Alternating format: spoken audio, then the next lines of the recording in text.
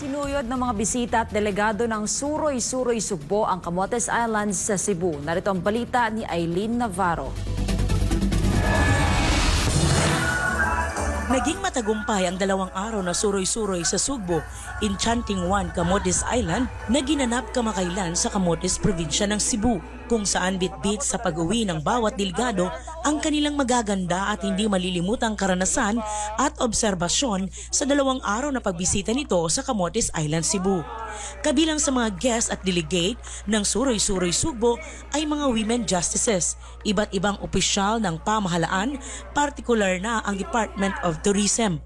Naging special guest rin ang mag-asawang sina Leyte 4th District Congressman Richard Gomez at Ormoc City Mayor Lucy Torres. Si Senator Lito Lapid at anak nitong si Mark Lapid ng Tourism Infrastructure Enterprises Zone Authority o TIEZA ay kabilang sa guest of honor na dumalo sa Suroy-Suroy Sugbo.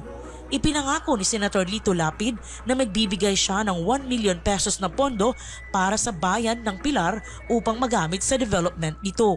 Ilan sa mga aktibidad na kanilang ginawa ay ang mag-island hopping patungo ng Camotes Island. Bilang unang destinasyon ay ang bayan ng Pilar. Sumunod ay ang bayan ng San Francisco. Samantala, sa pangalawang araw nito nagtungo ang delegado sa bayan ng Tudela. At ang final destination ay ang bayan ng Poro. Mainit ang pagtanggap sa mga bisita ng bawat bayan. Iba't ibang sayaw at mga awitin ang ipresenta ng mga kabataan sa bawat bayan. Andyan rin ang masasarap at kakaibang mga putahe nito. Sa mensahe nito, ibinahagi ni Governor Gwendolyn Garcia kung paano niya nakuha ang suporta ng mga LGU sa Camotes Island na dati ay hindi niya mga kaalyado. I'm not the kind of politician who, when I win, would draw a line to divide. Where I would say, okay, my allies, you get the projects and all. I'll tell you the secret. You know why? That I'm different from those that had practiced the politics of divisiveness? Because I also truly believe that no matter how bitter our political fight had been, no matter how stubborn you have been as my opponent, after all the projects, after all the programs, after all the charm, sooner or later, makonsensya talaga sila.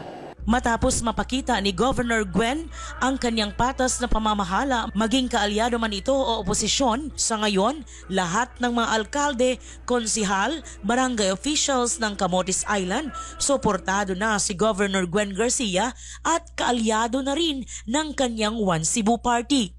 Ang Suroy-Suroy Sugbo ay proyekto ni Cebu Governor Gwendolyn Garcia na sinimulan noong taong 2004 na layunin ay pasiglahin ang turismo sa magagandang lugar ng probinsya ng Cebu kung saan showcase nito ang tradisyon, kultura, turismo, heritage at religious sites, mga pagkain at mga produktong unique sa bawat bayan. Para sa Diyos at sa Pilipinas nating mahal, Aileen Navarro, SMNI News.